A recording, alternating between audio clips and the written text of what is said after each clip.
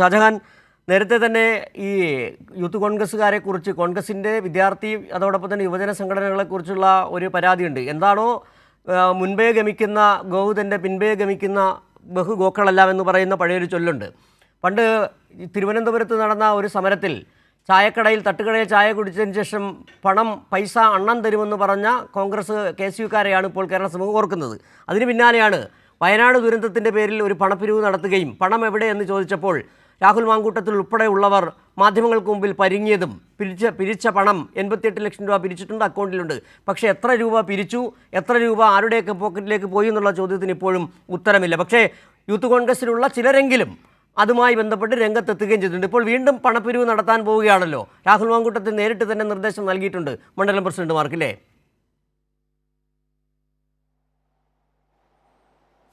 തീർച്ചയായിട്ടും സുജു, എന്തായാലും കഴിഞ്ഞ 2-ാം തീയതിയാണ് 3-ാം തീയതിയാണ് ഇത് സംബന്ധിച്ചുള്ള നിർദ്ദേശങ്ങൾ നൽകിയിരിക്കുന്നത്. കേരളത്തിലെ 140 മണ്ഡലങ്ങളിലെയും മണ്ഡലം പ്രസിഡന്റുമാർക്കാണ് നിർദ്ദേശം നൽകിയിരിക്കുന്നത്. അവരാണ് ഇത്തരത്തിൽ പണം പിരിക്കേണ്ടിയിരിക്കുന്നത്. ഏതാണ്ട് കഴിഞ്ഞ തവണ നമുക്കറിയാം, രാഹുൽ ഗാന്ധി വന്നതിന് ശേഷം യൂത്ത് കോൺഗ്രസ് എന്ത് നൽകുമെന്ന് ചോദിച്ചപ്പോൾ 30 വീട് വെച്ച് നൽകുമെന്നാണ് രാഹുൽ മാങ്കൂട്ടം അന്ന് പറഞ്ഞത്.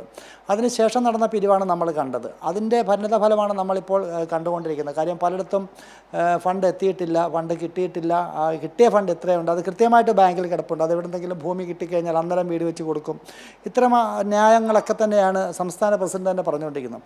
പക്ഷേ ഇവർക്കിപ്പോൾ ഏറ്റവും ഭീഷണിയായിട്ട് നിൽക്കുന്നത് DYFI അടക്കമുള്ള സംഘടനയാണ്. കാര്യം അവരൊക്കെ തന്നെ കഷ്ടപ്പെട്ട് ഏതാണ്ട് 20 കോടി രൂപ വളരെ പെട്ടെന്ന് തന്നെ പിരിച്ചെടുത്ത് സംസ്ഥാന നേതൃത്വത്തിന് കൈമാറി, കൃത്യമായ കണക്കുകൾ കൈമാറി. പക്ഷേ ഇത് കണക്കുമില്ല, പണവുമില്ലാത്തൊരു സ്ഥിതിയിലാണ് യൂത്ത് കോൺഗ്രസിൻ്റെ ഇപ്പോഴത്തെ പോക്ക്.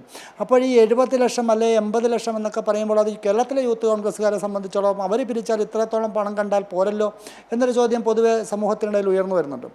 അത് മറികടക്കുന്നതിന് വേണ്ടിയിട്ടാണ് ഇപ്പോൾ വീണ്ടും പിരിക്കുന്നതിന് വേണ്ടിയിട്ടുള്ളൊരു നിർദ്ദേശം എല്ലാ സംസ്ഥാനത്ത് മൊത്തത്തിലുള്ള എല്ലാ നിയോജക മണ്ഡലം പ്രസിഡന്റുമാർക്കും നൽകിയിരിക്കുന്നത്. മിനിമം 50,000 രൂപയെങ്കിലും പിരിച്ച് 9-ാം തീയതിക്ക് മുൻപ് നൽകിയില്ലെങ്കിൽ ആ കമ്മിറ്റികളൊക്കെ തന്നെ പിരിച്ചുവിടാനുള്ള നിർദ്ദേശം ഉണ്ട് എന്നാണ് അദ്ദേഹം പറയുന്നത്. അങ്ങനെ വരുമ്പോൾ അതിൻ്റെ അകത്ത് ഗ്രൂപ്പൊന്നും നോക്കത്തില്ല. ഏത് ഗ്രൂപ്പിൻ്റെ ആൾക്കാരാണ്, ഇപ്പോൾ രമേശ് ചെന്നിത്തലയുടെ ആണെങ്കിലും KC വേണുഗോപാലിൻ്റെ ആണെങ്കിലും ഇത്തരത്തിൽ ഏത് ഗ്രൂപ്പിൻ്റെ നിയോജക മണ്ഡലം പ്രസിഡന്റുമാരാണെങ്കിൽ പോലും അവരെയൊക്കെ തന്നെ പുറത്താക്കും.